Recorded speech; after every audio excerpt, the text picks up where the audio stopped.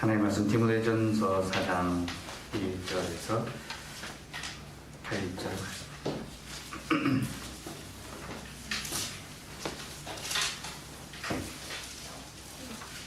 디모데전서 4장 1절에서 8절 말씀 교독하도록 하겠습니다. 그러나 성경이 밝히 말씀하시기를 후일에 어떤 사람들이 믿음에서 떠나 미혹하는 영과 귀신의 가르침을 따르리라 하셨으니 이 양심이 화해를 만나서 외식함으로 거짓말하는 자들이라. 혼인을 금하고 어떤 음식물은 먹지 말라고 할 터이나 음식물은 하나님이 지으신 바니 믿는 자들과 진리를 아는 자들이 감사함으로 받을 것이니라. 하나님께서 지으신 모든 것이 선함에 감사함으로 받으면 버릴 것이 없나니. 하나님의 말씀과 기도로 거룩하여 짐이라. 내가 이것으로 형제를 깨우치면 그리스도 예수의 좋은 일꾼이 되어 믿음의 말씀과 내가 따르는 좋은 교훈으로 양육을 받으리라. 망령되고 허탄한 신화를 버리고 경건에 이르도록 내 자신을 연단하라. 육체의 연단은 약간의 유익이 있으나 경건은 범사에 유익하니 금생과 내생에 약속이 있느니라. 아멘. 지난 주일에 우리 안에 얼마나 더러운 것이 가득한지 살펴보았습니다. 탐욕과 음란과 비난과 우매함과 교만과 그 모든 악독이 우리 속에 가득한데요. 참으로 우리는 죄에 공장한 것 같은 그런 마음을 갖고 있습니다. 특별히 그 중에서 외식에 대해서 좀 살펴보았습니다. 네. 외식의 그 죄가 무서운 것은 외식은 가장 거룩한 것마저도 가장 더럽게 악하게 만들어 버리기 때문이죠. 그래서 우리의 예배와 우리의 헌신과 우리의 믿음의 삶 전체를 우리의 욕망을 위한 것으로 바꾸어 버릴 수 있습니다. 그래서 우리는 외식을 경계하고 또 멀리 할 수 있어야 됩니다. 근데 외식과 또 칭찬은 또 조금 다릅니다. 믿음의 삶을 잘 살아갈 때 인정과 칭찬은 또 우리 하나님께서 우리에게 착하다 충성된 종아 그렇게 말씀하십니다. 곧 사람들에게 인정받기 위해서가 아니라 하나님 앞에서 순전한 마음으로 했을 때 하나님께서 칭찬해 주실 때 사람들을 통하여 또 인정해 줄 때 그것은 외식이 아닌 적절한 믿음의 또 어떤 보상이라고 할 수 있습니다. 제가 주일에 이제 설교하고 난 다음에 이제 권역별로 설교 나눔하는데 우리 권역의 식구들이 이제 설교 이 주보에 노트를 엄청 잘 적었다고 이제 그렇게 제가 그 앞주에 이제 확인 한번 했었거든요. 그러니까 이제 열심히 잘 적었더라고요. 그래서 이게 외식하는 건 아닌가 고민하면서 근데 이건 외식 아니다. 이건 선한 마음에서 한 것이고 우리 하나님께서 우리의 선한 또 그 삶을 칭찬하고 격려해 주신다. 그래서 적절하게 하나님께서 우리를 또 격려해 주시고 또 믿음의 열심을 내게 하시는데 그 열심이 나를 높이고 나를 드러내는 것이 되면 이제 그게 외식이 돼버리는 거죠. 이 외식은 정말로 우리 가까이 있습니다. 그래서 유대인들은 율법주의에 빠졌죠. 그래서 율법을 지킴으로 자기를 드러내려고 하고 자기의 거룩함을 또 이루려고 했습니다. 또 이 율법주의와 그 맥을 이어가는 것이 이제 기독교 교회 역사 안에는 금욕주의로 나타납니다. 육체의 욕구를 억제함으로써 자기를 이제 드러내고 스스로 거룩함에 이르려고 하는 거죠. 오늘 사도 바울이 말하는 이들이 바로 그들입니다. 3절 한번 볼까요? 3절 같이 읽읍시다. 시작. 혼인을 금하고 어떤 음식물을 먹지 말라고 할 터이나 음식물은 하나님이 지으신 바니 믿는 자들과 진리를 아는 자들이 감사함으로 받을 것입니다. 혼인을 금하고 어떤 음식물을 먹지 말라. 혼인을 금하는 게 뭡니까? 육체의 욕구를 스스로 이 절제하는 거죠. 나는 하나님 위하여 살아간다. 결혼하지 않고 독신으로 마치 결혼은 독신보다 더 열등한 것처럼 그 로마 이 사제들이 이제 독신으로 있잖아요. 그래서 독신 서약을 하고 이제 사제가 됩니다. 그러면서 은연중에 마치 독신이 결혼보다 더 우월한 것처럼 그렇게 인식합니다. 이제 이런 경향이 어디서 시작했냐면 약간 아우티누스의 어떤 경향으로 시작합니다. 아우티누스가 이제 결혼하지 않고 평생 이제 이 직분을 수행했는데 아우티누스는 자신의 젊은 시절을 돌아보면서 자신이 너무 이런 육체의 욕구와 어떤 방탕한 삶에 젖어 있었기 때문에 이제 완전히 돌이키는 삶으로 나아가면서 이제 자신은 결혼하지 않고 그렇게 평생을 전신했는데 이제 그 다음부터 자연스럽게 이런 이제 독신으로 지내는 것이 더 우월한 삶인 것처럼 인식되는 경향들이 이제 벌어지는 거. 제가 고등학교 때 이제 천주교 다니는 이제 그 성당 다니는 친구하고 이제 약간 종교 논쟁을 좀 했습니다. 뭐 중고교 갈 때 그런 거 다 한 번씩 하잖아요. 뭐 이제 우리가 믿는 게 더 좋다 뭐 이런 거 이제 잘 알지도 못하면서 막 이제 주로 이제 뭐 우리 그 교회는 사람이 더 많다 뭐 이런 거 이야기하고 뭐 이제 그런 이야기 쭉 합니다. 뭐 하면서 교회는 뭐 학생 뭐 청년의 모임도 잘하고 뭐 이제 이런 이야기 하는데 그 친구가 이제 성당 다니는 친구가 저한테 딱 이렇게 이야기하는 거예요. 목사님들은 결혼하지 않냐고, 신부님들은 결혼을 안 한다고, 그 신부님들이 더 뛰어나다고, 더 탁월하다고 딱 그 얘기를 하는데 제가 더 할 말이 없더라고. 입틀만 더 졌습니다. 해서 더 할 말이 없더라고요. 그때는 결혼 안 하고 그렇게 하는 것이 더 우월하다, 더 탁월하다 이런 생각이 들더라고요. 이게 인간의 마음속에서 생긴 어떤 이 종교적 열심이에요. 근데 성경을 알고 나니까 그게 잘못됐다는 걸 알아요. 하나님이 정하신 질서대로 살아가고 또 결혼을 한다는 것은 책임을 진다는 거거든요. 가정을 책임진다는 것이 얼마나 또 수고스러움과 어려움이 있겠습니까? 이거를 경험하면서 또 성도를 돌아보는 것, 그 성도들의 삶의 형편을 또 이해하게 되는 거죠. 그래서 이것이 하나님이 주신 규례고 또 직분자의 그 이 자세입니다. 그래서 성경에서 직분자를 세울 때마다 한 여자의 남편 되고 그렇고 이야기합니다. 독신이 아니라 결혼한 자를 직분자로 세우라 했는데 로마 카톨릭은 자기 열심으로 그러죠. 독신주의를 마치 더 우월한 것처럼 혼인을 금하는 거죠. 결혼하지 마라. 주를 위해서 살아야지. 그렇게 이야기합니다. 예, 저는 여러분 적극적으로 결혼을 권장합니다. 이제 결혼 아직 안 하신 분들 여기 우리 적극적으로 결혼해야 됩니다. 그래서 다 제가 결혼시키는 게 제 마음의 큰 숙제입니다.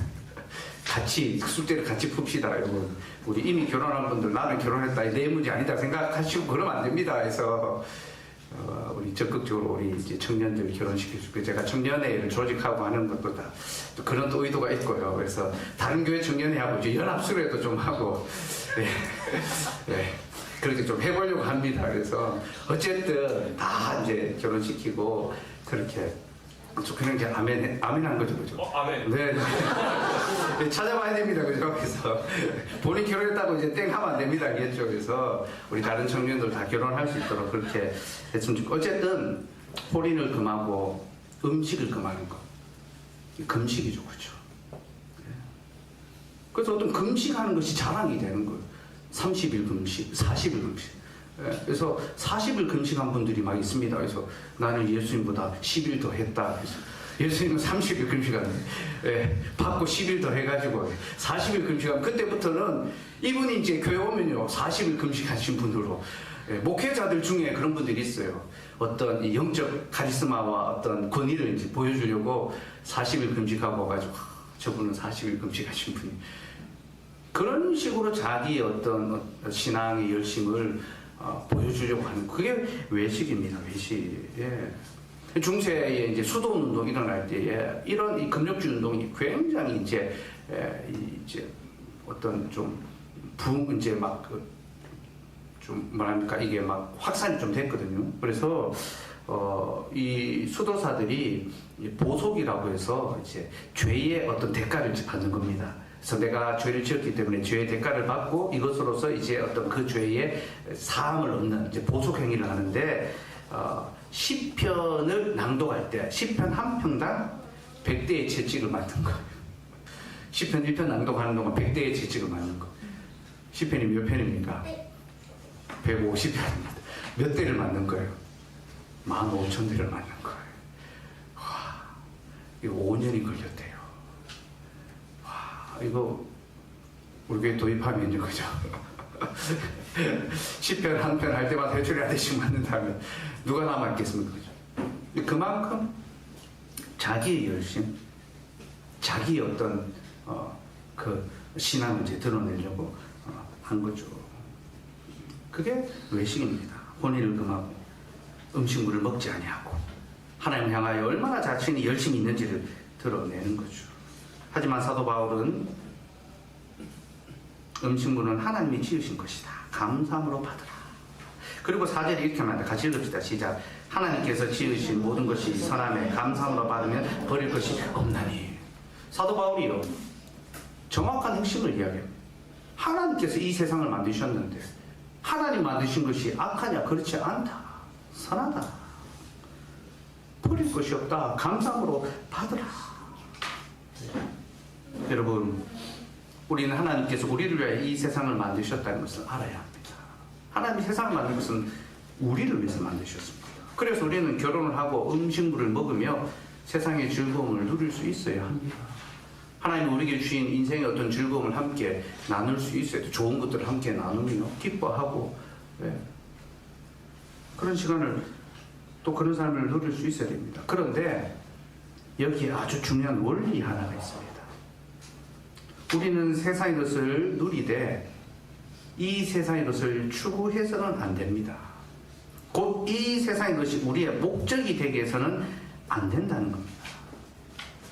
그것을 소유하고 그것을 갖는 것을 우리의 목적으로 삼지 말라는 것입니다. 왜냐하면요, 하나님께서는 이 세상을 우리가 다스리도록 만들어 주셨지 섬기도록 만든 것이 아닙니다. 이 세상 우리가 다스리고 우리가 돌아와야 될 대상이지, 우리가 그것을 추구하고 그것을 섬기고 그것을 경배하고 그것을 우러러보도록 그렇게 만든 대상이 아닙니다. 예수께서 만물을 그 발 아래 복종시키셨던 거죠. 이게 하나님이 아담에 주신 권위입니다. 아담이 모든 만물을 그 발 아래 복종시키는 왕으로서 지음받았어요. 근데 그가 그 일을 못하니까 그리스도께서 그것을 이루시고 교회의 머리가 되신 거로 교회를 만물 위에 두신 겁니다. 그러니까 여러분, 교회는 만물을 다스리는 자입니다. 제가 이 말을 하니까 목사님, 교회가 무슨 만물을 다스립니까? 교회가 세상을 치리하는 기관도 아니지 않습니까? 그렇게 생각하시는데, 이 말은요, 교회가 이 세상을 경배하는 것이 아니라 이 세상을 돌아보고 보호하고 보살피고 또 선하게 사용하기 위하여 그렇게 행해야 되는 것, 그게 교회의 역할이고 성도의 사명이라는 것입니다. 우리는 세상을 누리지만 세상을 추구하지 않고 세상을 사용할 수 있어야 됩니다. 아우구스누스가 분명하게 말했죠. 이 세상은 우리가 이용하기 위해 주어진 것이지 우리가 향유할 대상은 아니다. 향유하도록 주어진 것이 아니다. 우리가 향유, 정말로 즐거워하고 사모할 것은 하나님 한 분밖에 없다. 이 세상은 이용할 것이지 향유할 대상이 아닙니다. 우리의 향유할 대상은 오직 하나님 한 분밖에 없다는 거죠. 그래서 우리는 하나님 영화롭게 하고 그를 영원토록 즐거워해야 합니다. 그를 즐거워하는 것이 무엇입니까? 하나님 우리에게 주신 것을 기뻐하고 마음껏 사용하고 이것을 통하여 다시 하나님의 영광을 위하여 돌려드리는 것, 그게 즐거워하는 삶이죠. 근데 여러분, 이렇게 살아가기 위해서 꼭 필요한 것이 바로 말씀과 기도입니다. 말씀과 기도. 5절 말씀 읽어봅시다. 시작. 하나님의 말씀과 기도로 거룩하여 지니라. 우리가 이 세상을 섬기지 않고 이 세상을 이용할 수 있는 것은요, 말씀과 기도로 그것들을 대할 때 비로소 바르게 거룩하게 사용할 수 있습니다. 특별히 여러분, 우리는 하나님의 말씀의 교훈을 알아야지만 이 세상을 경배하지 않고 하나님을 경배하며 이 세상의 것을 이용할 수 있게 됩니다. 말씀이 우리에게 그러한 교훈을 가르쳐 주십니다. 하나님께서 모든 만물을 지으시고 우리에게 선하고 좋은 것을 베풀어 주시고 이로 말미암아 하나님을 경배하게 하신다. 이게 말씀의 교훈입니다. 시편 147편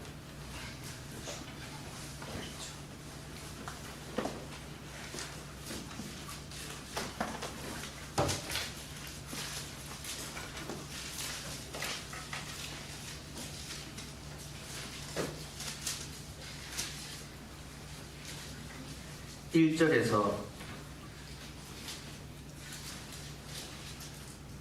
4절까지 같이 한번 읽어봅시다. 시작. 할렐루야. 우리 하나님을 찬양할 일이 선하며 찬송할 일이 아름답고 마땅하도다.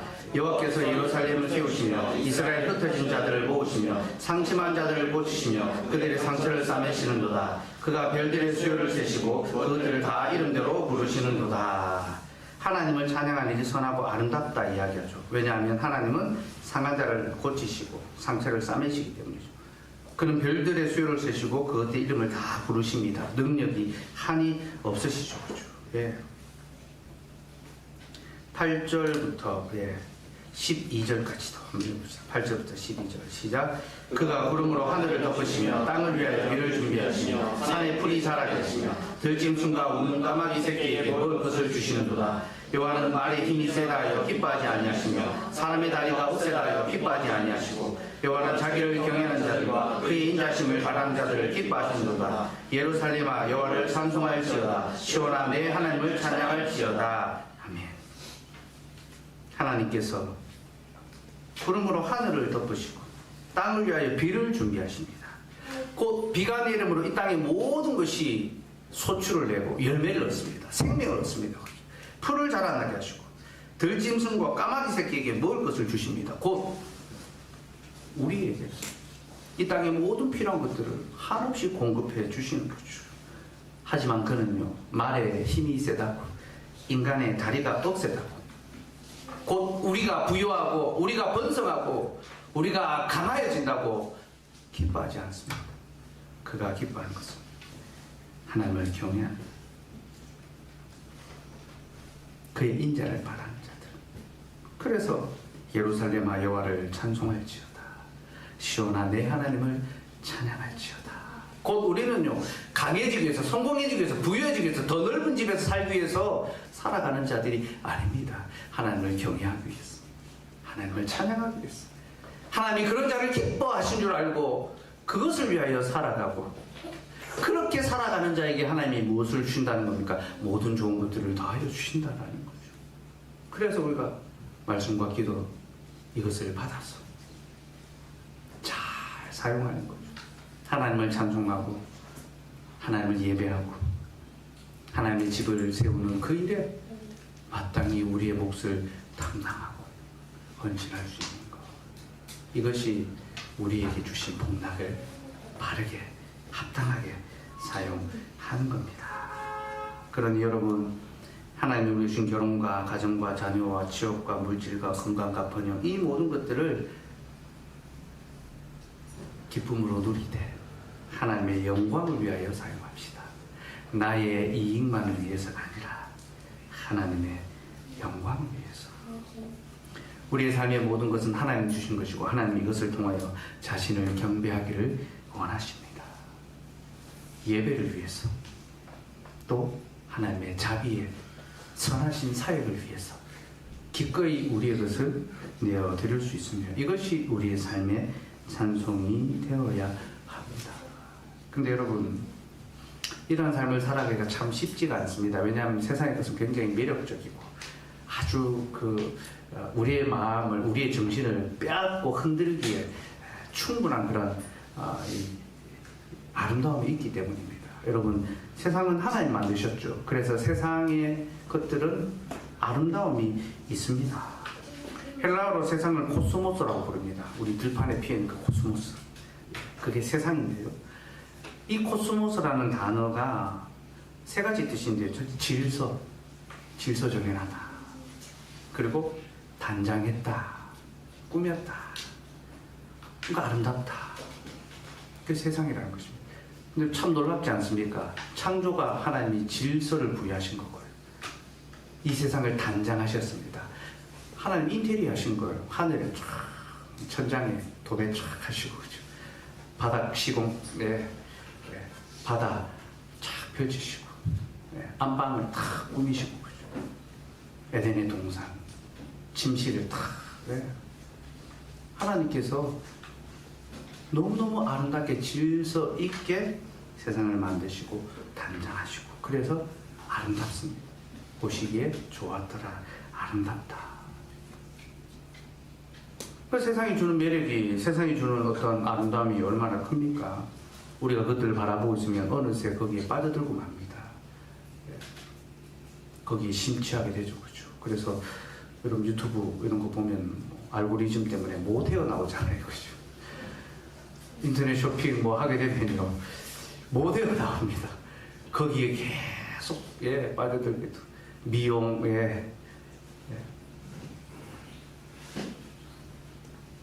끊임없이 우리의 마음을 사로잡는 것들이 우리를 끌고 들어갑니다.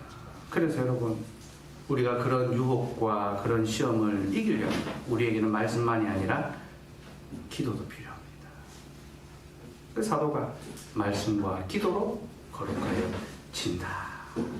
여러분 우리를 거룩하게 하는 것은 말씀만이 아니라 말씀과 기도입니다.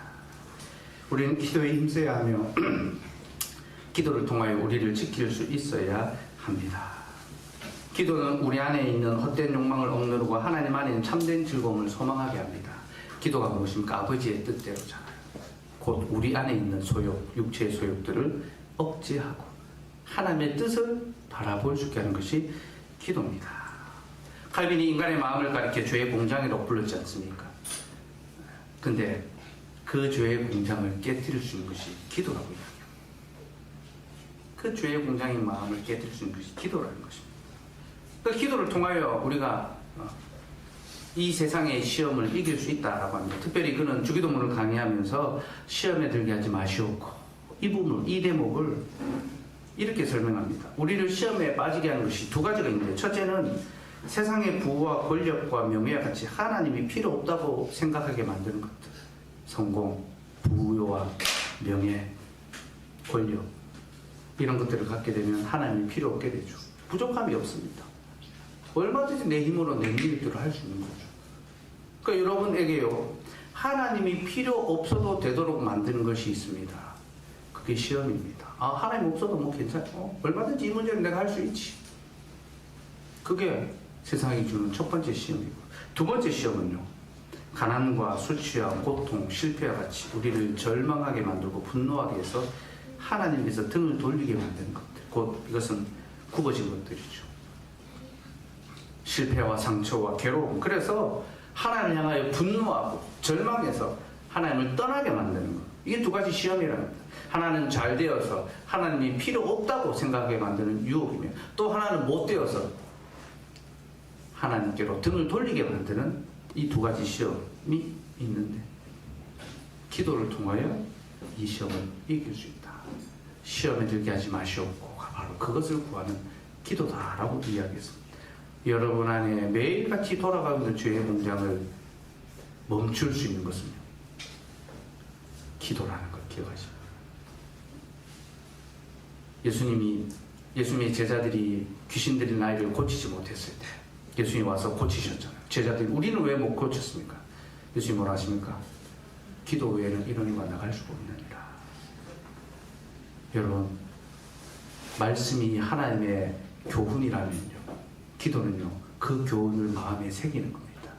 믿음 있는 자만이 기도할 수 있거든요. 하나님, 내가 그 말씀이 있습니다. 내가 그 말씀을 신뢰합니다. 그러니까 말씀을 듣는 것으로만요, 여러분, 끝나는 것이 아닙니다. 기도할 때 비로소 그 말씀이 우리의 마음에 새기는 거예요. 주일에 말씀드렸습니다. 하나님께서 우리에게 말씀을 가까이 했죠. 마음에 새기고 손목에 메고 이마에 붙이라 했습니다. 접촉법이라 했죠. 가까이 하고 접촉해야 됩니다. 마음에 새긴 것이 무엇입니까? 기도하는 것입니다. 매일같이 기도함으로 시험을 이길 수 있도록 엎드려 간구해야 되는 거죠. 또 칼빈은요, 일용할 양식을 주시옵고, 이 대목에 대해서는요, 우리가 이 기도를 할 때 우리가 일상에서 일용할 양식은 일상에 필요한 것이잖아요. 일상에 필요한 것을 구할 때 이것이 하나님의 영광과 상관없는 것이 아니라 하나님의 영광에 필요한 것을 구해야 한다. 그러니까 그냥 빵을 달라고, 그냥 필요한 것을 달라고 구하는 것이 아니라, 하나님, 내가 이 일용할 양식, 내게 이것이 필요한데 이것을 통하여 하나님의 영광을 위하여 살기를 소망합니다. 그렇게 구하는 것입니다. 여러분, 직장을 구하는 것, 또 직장에서 생활하는 것, 일상의 모든 어떤 필요를 구할 때 하나님, 내가 이것을 통하여 하나님의 영광을 위하여 살기를 소망하오니 내게 양식을 주시고 내게 직장을 주시고 내게 가정을 주시고 내게 삶의 복락을 주시옵소서. 그렇게 기도할 수 있어야 하는 겁니다. 이렇게 우리는 기도를 통하여 세상의 유혹과 시험을 억누르고 그리고 하나님 주신 것들을 비로소 바른 용도로 그렇게 사용할 수 있게 됩니다. 하나님의 영광을 위해서. 특별히 물질이 있어서 여러분 마음의 고민과 갈등이 많이 될 때 있습니다. 기도해 보십시오. 하나님이 어떻게 하라고, 하나님 무엇을 기뻐하시는지, 주님의 영광을 위하여 우리의 시간과 물질에 수요기도에 할까 말까 막 고민될 때 기도해 보시면 가라고 하실 겁니다. 그 시간에 잘 오셨습니다. 셋째로 믿음의 훈련을 받아야 합니다. 우리가 우리 스스로를 거룩하게 지키려면 우리는 믿음의 훈련을 받을 수 있어야 합니다. 다시 디모데전서 4장으로 돌아와서 6절 말씀 6절 같이 읽읍시다. 시작. 내가 이것으로 형제를 깨우치면 그리스도 예수의 좋은 일꾼이며 믿음의 말씀과 내가 따른 좋은 교훈으로 양육을 받으리라. 말씀과 기도를 거룩히 지키지만 거기 멈춰 있으면 안 됩니다. 우리는 자라가야 합니다. 태어난 모든 것은 반드시 자라가게 되어 있습니다. 하나님 우리를 거룩하게 하셨다는 것은 우리로 거룩함이 있어 자라가게 하시기를 원하십니다. 그러니 우리는 자라가야 되고 우리가 자라가기 위해서는 양육받아야 됩니다. 이 양육은 지도받는다라는 것입니다. 훈련받는다라는 것입니다. 그리스도의 좋은 일꾼, 이 군사, 내가 군사로서 훈련받겠다. 그 고대교회에서 이 세례, 성례 이런 것들을 사크라멘툼이라고 불렀는데요. 이 사크라멘툼이라는 단어가 군인이 이제 입대할 때 자기 상관 앞에서 나는 이제 당신의 명령에 복종합니다. 서약하는 게 사크라멘툼입니다. 그걸 세례로 운영했습니다. 고대교회가 그것을 세례로 가지고 온 것이면 세례가 무엇인지를 보여주는 거죠. 곧 하나님 앞에서 선한 양심의 서약인 거예요. 하나님, 내가 하나님의 말씀으로 훈련받고 하나님의 말씀에 순종하고 하나님의 말씀대로 살겠습니다라는 서약입니다. 우린 다 서약한 자들입니다. 사크라멘tum. 여기서 사크라라는 말은요, 제물로 드린다라는 그런 뜻입니다. 우리 몸을 산제사로 드리는 거죠. 그래서 우리는 훈련을 받아야 돼요. 이것이 교회가 필요한 존재하는 이유입니다. 가르쳐 지키게 하라. 이게 7이고 이게 제자 훈련입니다. 그러면 훈련받는 것이 무엇인가? 연단하는 것입니다. 자기를 연단하는 것. 연단하는 것은 끊임없이 반복하고 습관이 되게 만드는 것. 그게 연단입니다. 7절 한번 읽을까요? 시작. 망령되고 허탄한 신화를 버리고 경건을 이루도록 내 자신을 연단하라. 훈련받는다는 것은 자기를 연단하는 것이고, 연단하는 것은 한 번이 아니라 지속적으로 끊임없이 반복해서 습관이 되게 만드는 거예요. 그러니까 여러분, 한 번 양육받고 훈련받는 걸로 끝나는 것이 아니라, 내가 젊은 시절에 다 양육받았는데 다 배웠는데 그것으로 끝나는 것이 아니라 끊임없이 배우고 자라감으로 어떤 믿음의 삶이 자기 안에 습관이 되게 하는 거죠. 그걸 덕이라고 부릅니다. 덕. 믿음의 덕, 사랑의 덕. 한 번 어떤 행동을 하는 것이 아니라 반복적으로 하는 것. 한 번 성경을 읽는 것이 아니라 매일 반복적으로 읽어나가고, 한 번 기도하는 것이 아니라 매일 습관적으로 기도하는 것. 우리 예수님께서 습관을 쫓아서 기도하셨잖아요. 자기를 연단하셨습니다. 자기를 훈련하셨습니다. 여러분, 이러한 연단은요, 힘이 들지만 유익이 있습니다. 8절 말씀. 8절 읽읍시다. 시작.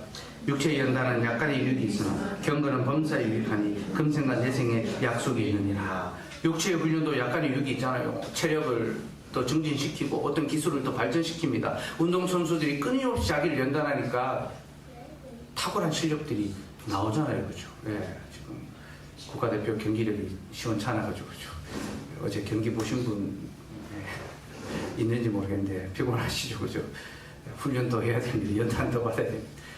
끊임없이 연단함으로 육체의 어떤 실력이 드러나는 것처럼 경건의 훈련, 경건의 연단은 범사에 유익합니다. 금생과 내생. 이 생에 있어서는 죄를 이기는 삶을 살아갈 수 있으니까 유익하고, 내생에 있어서는 그 거룩한 삶에 보상이 있으니까, 위로가 있으니까 유익한 거죠, 그렇죠? 그래서 서로 간에 좀 이 경건의 유익이 있도록 서로 권면하고 또 서로 북돋아 주면 좋겠고, 여러분 훈련 받을 때 서로 끌어주잖아요, 그렇죠? 서로 힘내라, 함께 있다는 것이 엄청나게 위로가 됩니다. 그래서 신교대 동기들은 다 뭔가 이 함께 수고와 어려움을 겪은 그런 어떤 우리 이제 여성분들은 산후조리원의 이 동기들 맘카페 같은 것을 공유함을 통해서 서로 위로하고 격려하는 것처럼 교회가 서로 연단하고 훈련하기 위해서 격려하고 서로 또 북돋아야 됩니다. 이렇게 우리 믿음의 연단 훈련을 받아야 되는데, 어떤 훈련을 받아야 됩니까? 간단하게 세 가지만 얘기하겠습니다. 첫째는 자기를 부인하는 훈련을 해야 됩니다. 우리는 자기를 부인하고 자기 십자가를 지고 그리스도를 쫓아야 되죠. 우리의 옛사람을 십자가에 못 박고 이제 그리스도로 살아가야 합니다. 자기를 부인하는 연습을 끊임없이 해야 됩니다. 자기를 죽이는 연습을. 둘째는 죄와 맞서 싸워야 합니다. 죄가 우리에게 그냥 내어버려 두면 안 되고 적극적으로 맞서 싸워야 됩니다. 뱀이 아담과 하와에게 찾아왔을 때 하나님은 아담에게 뱀을 다스리도록 하셨습니다. 물리쳐야 했습니다. 하나님께서 잘못된 것을 이야기할 때에 떠나도록 해야 됩니다. 쫓아내야 됩니다. 근데 그렇게 하지 않으니까 결국 죄에 오염될 수밖에 없었던 거죠. 죄의 생각이나 죄의 행동이 조금씩 여러분의 삶에 들어올 때 그 죄에 여러분들이 전곡되도록 내어버리지 마십시오. 맞서 싸우시기 바랍니다. 히브리서 12장 4절 말씀 한번 봅시다.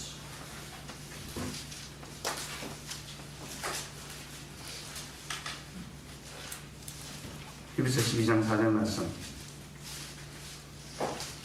같이 읽읍시다. 시작. 너희가 죄와 싸우되 아직 피 흘리기까지는 대항하지 아니하고. 사도는 죄와 싸우라고 요청합니다. 하지만 아직 피 흘리기까지는 대항하지 않고 있다라고 또 책망합니다. 피 흘리기까지, 죽기까지. 성경에서 피는 언제나 생명을 가리킵니다. 우리는 죄와 맞서 싸우되 피 흘리기까지, 죽기까지 싸워야 됩니다. 왜 죽기까지 싸워야 되는지 압니까? 주님이 우리의 죄를 사하시기 위해 죽으셨기 때문에, 피를 흘리셨기 때문에. 주님이 물과 피를 흘리심으로 우리가 깨끗해졌으니 우리도 기꺼이 피 흘리기를 두려워하지 않아야 되는 거죠. 여러분, 치열하게 싸우십시오. 뒤로 물러나지 마시고. 자꾸 싸워야지만 앞으로 갈 수 있습니다. 싸우지 않으면 뒤로 물러날 수밖에 없고 막다른 곳으로 더 비참하고 더 더러운 삶으로 떨어질 수밖에 없습니다. 죄와 적극적으로 맞서 싸우시기 바랍니다. 셋째는 선을 행하는 일에 열심을 내어야 합니다. 죄와 맞서 싸우는 것은 끝나지 않고 적극적으로 선을 행하는 일에 열심을 내야 합니다. 13장 1절에서 5절 말씀. 1절에서 5절 말씀 같이 읽읍시다. 시작. 형제 사랑하기를 계속하고 선임 대접하기를 잊지 말라. 이로써 거지 중에 선사들을 대접할 일들이 있었느니라. 너희도 함께 갇힌 자를 생각하고 너희도 몸을 가졌은즉 학대받는 자를 생각하라. 모든 사람은 결혼을 귀히 여기고 심소를 더럽히지 않게 하라. 음행하는 자들과 가늠하는 자들을 하나님이 심판하시리라. 돈을 사랑하지 말고 인간을 족한 줄로 알라. 그같이 말씀하시기를 내가 결코 너희를 버리지 아니하고 너희를 떠나지 아니하리라 하셨느니라. 형제를 사랑하고 손님을 대접하고 갇힌 자를 돕고 돈을 사랑하지 않고 하나님 위해서 선을 행하는 게 열심을 내어야 하는 거죠. 왜 우리가 이렇게 살아야 되는가? 예수님께서 바로 우리가 이렇게 살아가기 위해서 우리를 구원하셨고 하나님은 그런 자를 기뻐하시기 때문입니다. 12절에서 16절 12절에서 16절 읽읍시다. 시작. 그러므로 예수도 자기 피로서 백성을 거룩하게 하려고 성문 밖에서 고난을 받으셨느냐. 그런데 우리도 그의 지옥을 짊어지고 영문 밖으로 그에게 나아가자. 우리가 여기에는 영광 도성이 없으므로 장차올 것을 찾나니 그러므로 우리는 예수로 말미암아 항상 찬송의 제사를 하나님께 드리자. 이는 그 이름을 전하는 입술의 열매니라. 오직 선을 행함과 서로 나누기를 잊지 말라. 하나님 이 같은 제사를 기뻐하시느니라. 예수님이 우리를 거룩하게 하시려고 죽으셨습니다. 그리고 우리는 예수로 말미암아 찬송의 제사를 하나님께 드리게 되었습니다. 그 찬송의 제사가 무엇입니까? 선을 행하고 서로 나누어주고 하나님 이 같은 제사를 기뻐하신다. 하나님이 기뻐 받으신 제사가 바로 이런 삶입니다. 자기를 부인하고 죄와 맞서 싸우고 선을 행하는 그런 복된 저와 여러분 되기를 소망합니다.